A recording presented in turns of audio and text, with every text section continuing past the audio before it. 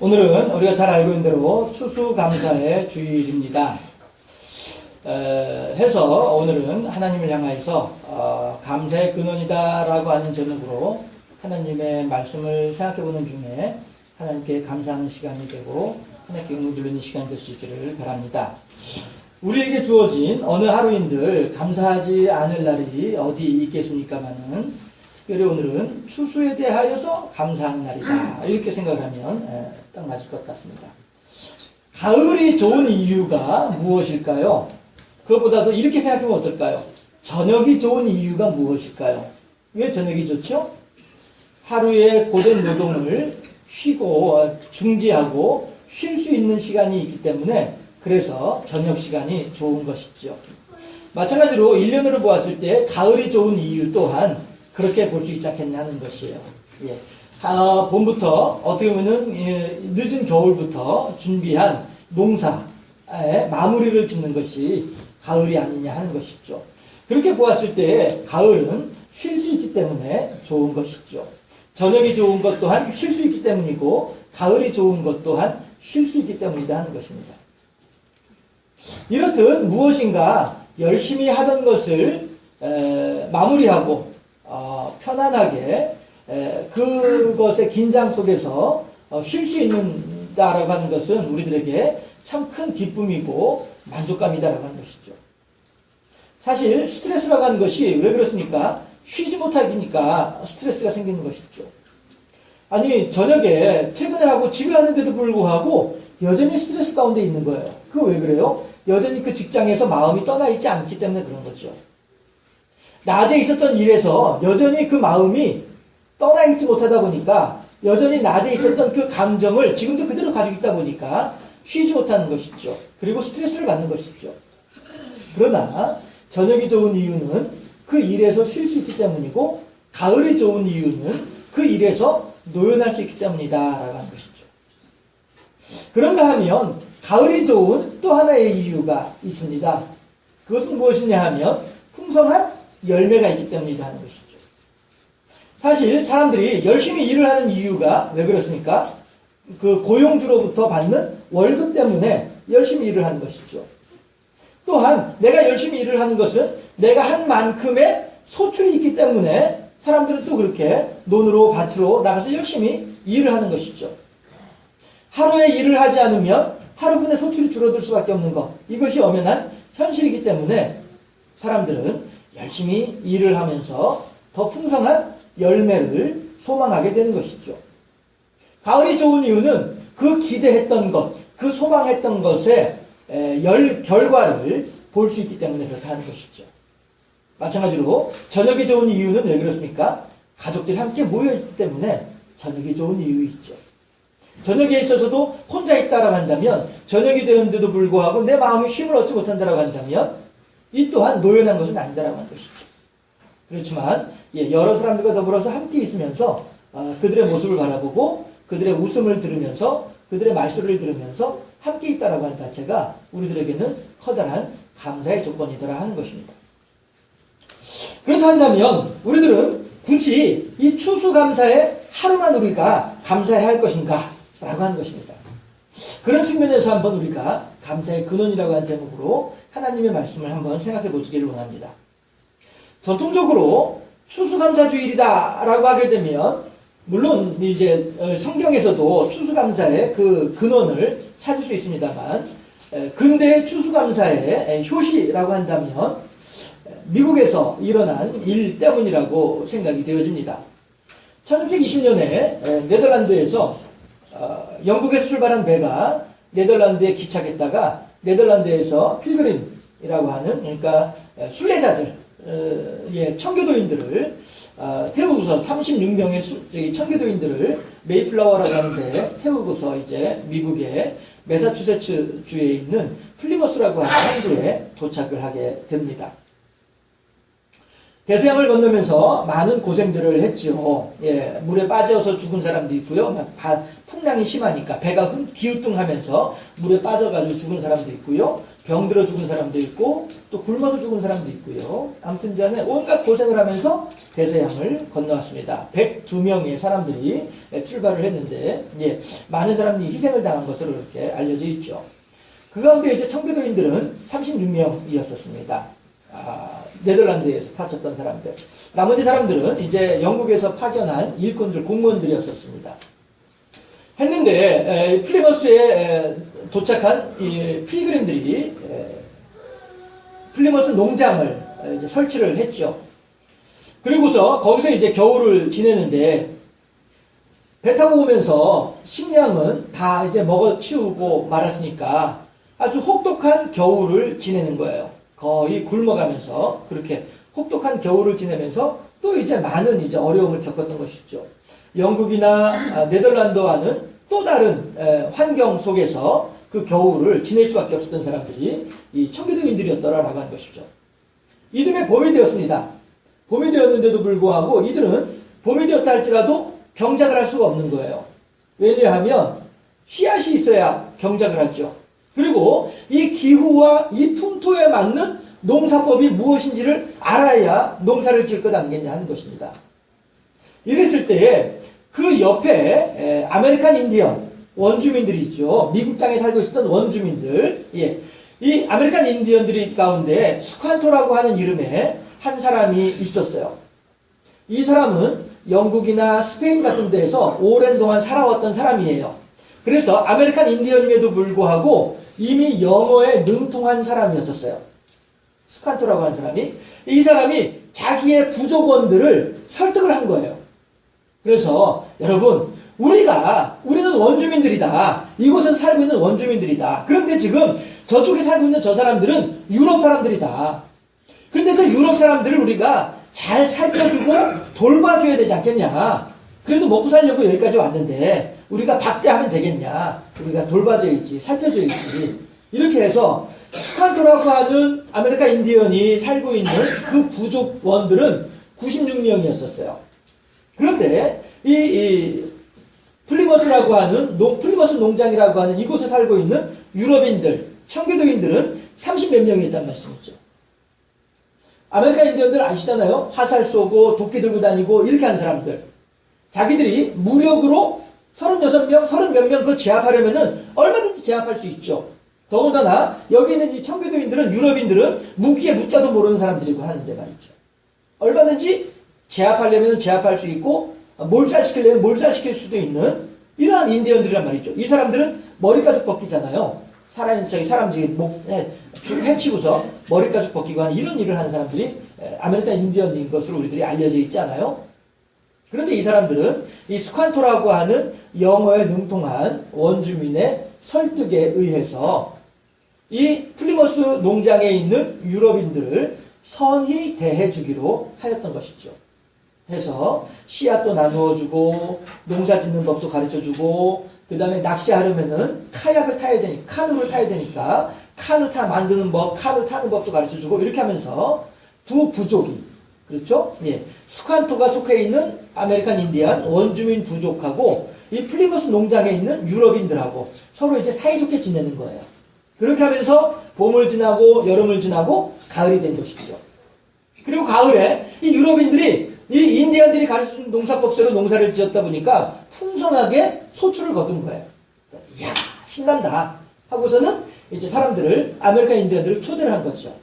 해가지고 우리가 여러분들 덕분에 여러분들이 농사법을 가르쳐주고 여러분들이 농기구를 빌려주고 여러분들이 씨앗을 나누어 주어서 여러분들 덕분에 우리가 올 가을에 이렇게 풍성한 열매를 거두게 되었습니다.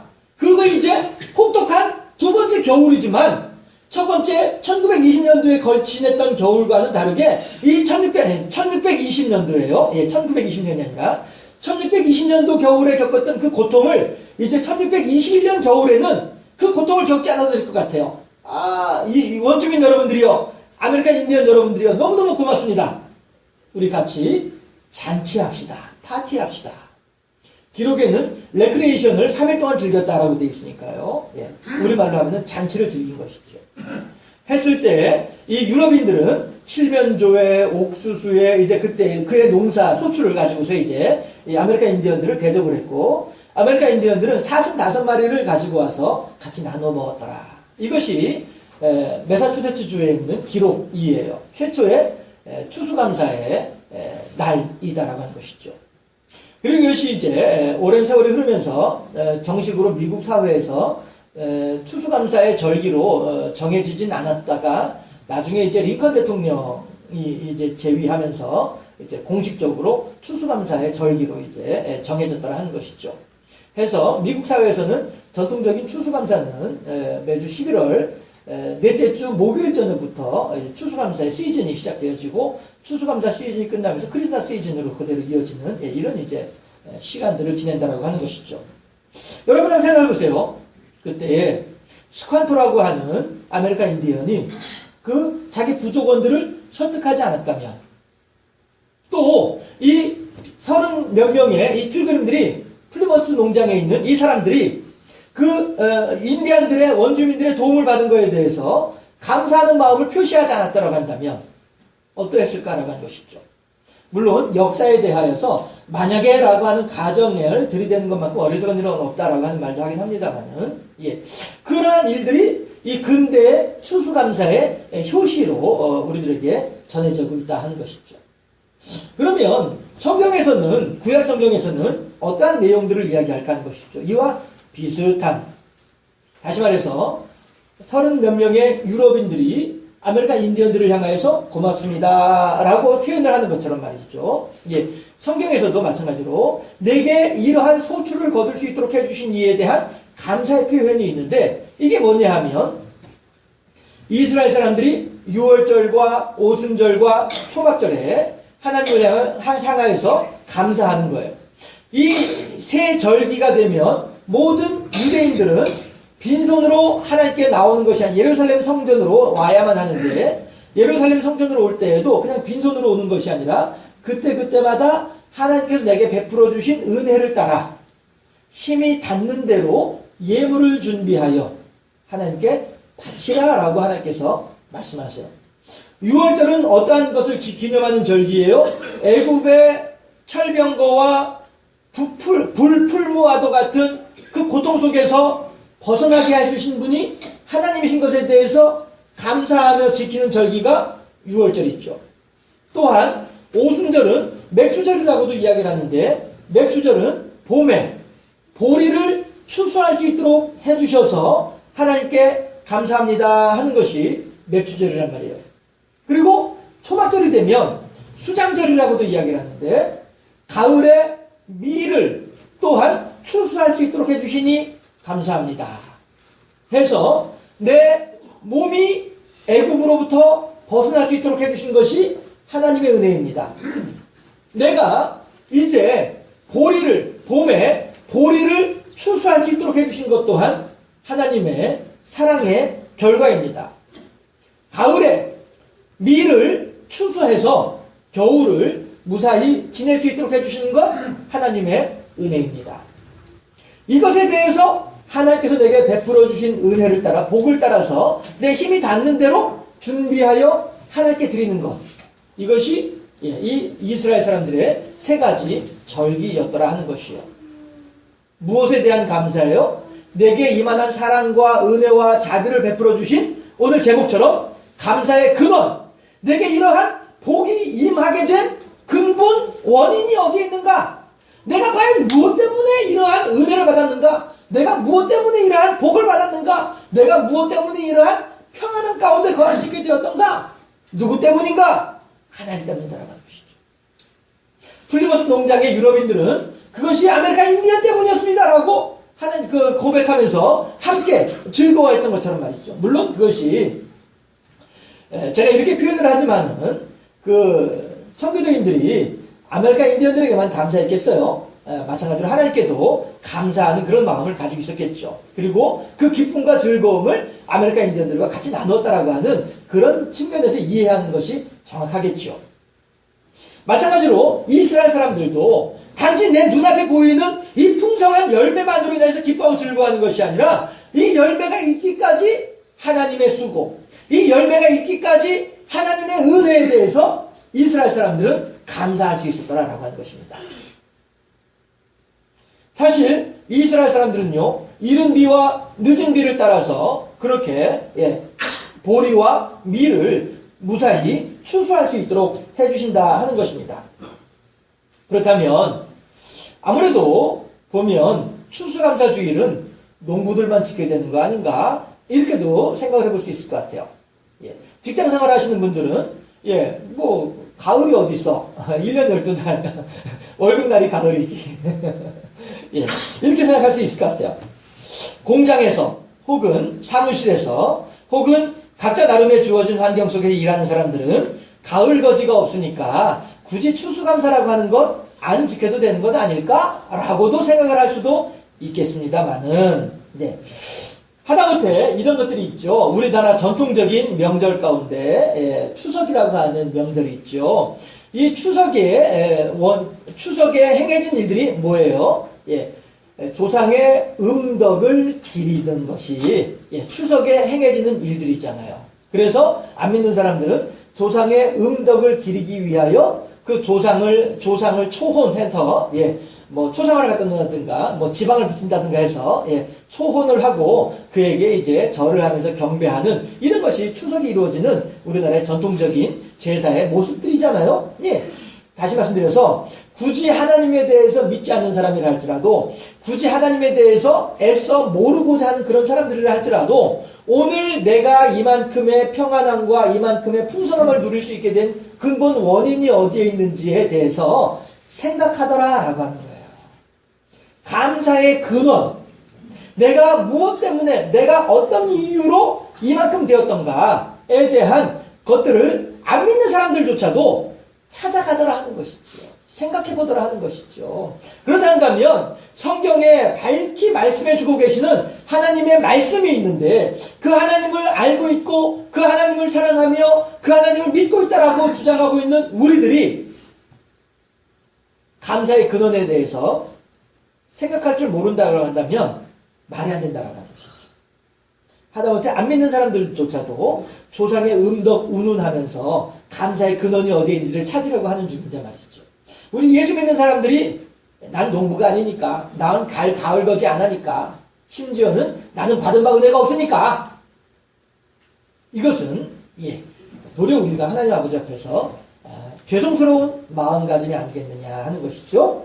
해서 나의 부족함을 알고 나의 무능함을 알고, 그럼에도 불구하고 하나님의 베풀어 주신 은혜와 자비가 풍성하다라고 하는 것을 알고 이만큼의 복을 주신 하나님을 향하여서 감사할 줄 아는 마음이야말로 참으로 귀하고 복된 마음이 아니겠는가 하는 것이죠.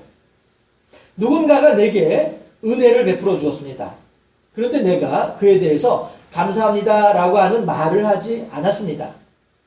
그렇게 되면 내게 은혜를 베풀어 준 그 사람도 뭐 저런 사람이 다 있어 하고서 거기서 끝나버리고 말고요, 감사합니다라고 하는 말을 하지 않은 나 또한 거기서 그 일은 끝이 나버리고 맙니다. 그러나 내가 마음속으로도 물론이고 말로도 아이고 참 감사합니다, 내게 이렇게 사랑과 자비를 베풀어 주셔서 감사합니다라고 표현을 하게 되면 내게 자비를 베풀어 준, 내게 도움을 준 그 사람도 기분이 좋아지지만, 감사합니다라고 표현을 한 나의 마음에 있어서도 이 사람의 베풀어 준 은혜가 더욱더 귀하게 각인이 되어진다는 것이죠. 해서 감사하는 사람의 마음과 감사하지 않은 사람의 마음은 다르다라고 하는 것이죠. 어떻게 달라요? 그 속에서부터 달라진다라고 하는 것이죠. 해서 감사합니다라고 하는 표현을 하게 되면 내 안에서부터 이미 내가 어떤 은혜를 덧입었고 어떤 사랑을 덧입었다라고 하는 사실에 대한 깊은 생각이 있기 때문에 내 마음이 더욱더 풍성해질 수 있다라고 하는 것이죠. 그러니까 하나님께서도 우리들에게 뭐라고 말씀하세요? 항상 기뻐하라, 쉬지 말고 기도하라, 그 다음에 뭐죠? 범사에 감사하라. 왜요? 이는 너희를 향하신 하나님의 뜻이니라. 이렇게 말씀하시잖아요. 결국 하나님을 향하여서 감사합니다 라고 하는 것. 아이고 하나님, 저는 부족한데요, 저는 무능한데요, 저는 할 수 없는데요, 그럼에도 불구하고 저에게 이만큼의 은혜를 베풀어 주시니 너무너무 감사합니다, 하나님께 감사합니다 라고 하는 것은 우리를 향한 하나님의 뜻이라는 거예요. 그러니 다시 말씀드립니다. 청교도인들도 아메리카 인디언들을 향하여서 감사의 마음을 표할 줄 알고, 세상에 안 믿는 사람들도 조상의 음덕이라고 하는 말로 감사할 줄 아는데, 하나님을 아는 우리들이, 하나님을 사랑하는 우리들이 이것이 너희를 향하신 하나님의 뜻이니라 라고까지 밝히 우리들에게 말씀해주고 계시는데, 그 하나님의 말씀에 순종하지 않는다고 한다면 부끄러운 일이 아니겠는가 하는 것입니다. 따라서 범사에 감사하라, 이것이 그리스도 예수 안에서 너희를 향하신 하나님의 뜻이니라. 데살로니가서 5장 18절에 있는 이 말씀을 따라서 우리 기독교인들은 특별한 하루, 오늘 같은 이런 특별한 하루뿐 아니라 늘 평상시에도 온갖 상황 속에서도 다양한 환경 속에서도 늘 하나님의 은혜와 사랑과 자비를 경험을 하면서 감사를 표할 줄 알아야 되겠다라고 하는 것이죠. 사실 가정이 평안하기 위해서는 가족들이 모두 자기의 역할을 잘 감당할 때 그 가정이 평안해질 수 있죠. 남편 되는 혹은 아빠 되는 사람은 열심히 직장 생활을 성실하게 감당을 해야 할 것이고, 그래야 어느 정도의 수입을 가지고 가족들과 더불어서 함께 안락한 생활을 할 수 있기 때문이죠. 또한 아내 혹은 어머니라고 하는 역할의 사람들은 또한 그렇게 사랑과 자비로 가정을 돌보고 자녀들을 양육하면서 그렇게 지혜롭게 그 환경을 잘 가다듬을 수 있는 이러한 역할을 잘 감당해야 하겠죠. 또한 자녀들은 부모의 그늘 아래에서 부모의 도움을 받으면서 건강하게 또 이렇게 씩씩하게 이렇게 잘 성실하게 자라나는 것, 이것이 또한 자녀들의 역할이 되어지겠죠. 그런데 이 세 역할 가운데 어느 하나의 역할이든지 간에 어그러지게 되면 나머지 두 역할들까지도 같이 어그러져 버리고 마는 것, 이것이 가정이다라고 하는 것이죠. 그러나 어느 한 역할이든지 자기의 역할에 충실하고자 할 때에 그 나머지 두 역할 또한 이 한 역할에 충실함으로 인해서 같이 영향을 받아서 함께 평안해지고 화목해지고 안락해지는 이러한 환경으로 바뀐다라고 하는 것입니다. 아마 여러분들 가운데에도 그런 경험을 해보신 분이 계시지 않을까 싶은데, 저는 이 가족들하고 같이 이렇게 온 식구들하고 같이 이렇게 운전을 하고 이동하는 경우들이 간혹 있는데, 그럴 때 갑자기 조용해진 때가 있어요. 왜 그러겠어요? 다 자는 거예요. 그래서 저 혼자 운전하고 있는 거예요. 그런데 그럴 때 참 아늑하다 하는 느낌을 가질 때가 참 많아요. 왜냐하면 지금 이 사람들이 이 시속 100km, 120km 달려가는 살인무기와도 같은 이 자동차 안에서 이렇게 편안하게 잠을 잘 수 있는 이유가 뭐겠어요? 운전하는 사람을 믿고 있으니까 그 평안함 가운데에서 잠을 자고 있는 거잖아요. 그런 걸 생각을 할 때, 그래, 이 가족들이 나를 의지하고 있구나, 나를 신뢰하고 있구나, 이런 생각을 하면서 참 아늑하고 편안하다 하는 그 느낌을 가질 때가 덜어있더라 하는 것이죠. 우리들은 어떠하냐 하는 것입니다. 내게 주어져 있는 환경 가운데, 내게 주어져 있는 상황 속에서 과연 우리들은 어떠한 마음으로 그 환경을, 그 상황을 접하고 있느냐 하는 것입니다. 감사의 근원은요, 오직 하나님에게 있습니다. 내가 잘나서, 내가 유능해서, 내가 훌륭해서, 내가 똑똑해서 거기에서는 나로 끝이 나버리고 맙니다. 하지만 나는 아무것도 할 수 없지만, 내겐 어떠한 능력도 없지만 내 어깨에, 내 머리에, 내 허리에, 내 다리에, 내 손끝에 지혜를 주시고 명철을 주셔서 나로 하여금 이만큼의 환경을 이룰 수 있도록 해주시니 감사합니다. 나는 아무런 능력이 없지만 내게 능력 주시는 이가 하나님이신 것을 알기에 감사합니다. 나는 굳이 농부가 아니라서 가을거지 하지 않고 있지만은, 나는 심지어 소득 하나 없는 사람이지만은 그럼에도 불구하고 나로 하여금 오늘 이만큼의 풍성함 가운데 있도록 허락하여 주시니 감사합니다. 우리 모두가 하나님을 향하여서 그렇게 감사하는 삶을 살아간다 한다면 이것이 우리들에게 얼마나 큰 기쁨이고 복이 되겠는가 하는 것입니다. 아들이 건강하게 자기의 역할을 잘 감당하고 있다고 하는 소식은 나이 많은 부모들에게 있어서는 참으로 듣기 좋은 소식이 되어질 것입니다. 며느리랑 오래간만에 전화통화하면서 쫑알쫑알 손자녀들이 어떻게 훌륭하게 자기 역할들을 감당하고 있는지에 대해서 듣고 있다고 한다면 그 할머니는 얼마나 뿌듯한 마음이 들겠느냐 하는 것입니다. 그렇지만 그것은 아들이 훌륭해서가 결코 아니고요. 며느리가 다정다감해서가 결코 아니다라고 하는 것입니다. 손자녀들이 착해 빠져서 그런 것이 결코 아니라는 것이죠. 그만큼의 평안함을 이룰 수 있도록 해주셨던 근본 원인이 어디 있느냐? 이것을 우리들이 잘 알아야 되겠다는 것이죠. 해서 나의 능력으로 이만큼 일구었다 하는 마음에는 감사가 자리 잡을 수 없습니다. 그러나 나는 할 수 없으나 내게 능력 주신 하나님으로 인하여서 이만큼을 일굴 수 있게 되었노라 라고 하는 감사의 고백은 나를 더욱더 풍성하면서도 행복한 마음으로 바꾸어 준다 하는 것이죠. 오늘 본문에서도 어떤 이는 뿌리고 어떤 이는 물을 주었지만 오직 자라나게 하시는 이는 하나님이시다라고 사도 바울은 우리들에게 분명히 말하고 있습니다. 열매를 거둘 수 있게 하시는 이는 오직 하나님뿐임을 깊이 새기고 나 되게 하신 하나님을 향하여 더욱더 깊이 감사할 줄 아는 우리 모두가 되어질 수 있기를 주님의 이름으로 축원합니다. 기도하겠습니다.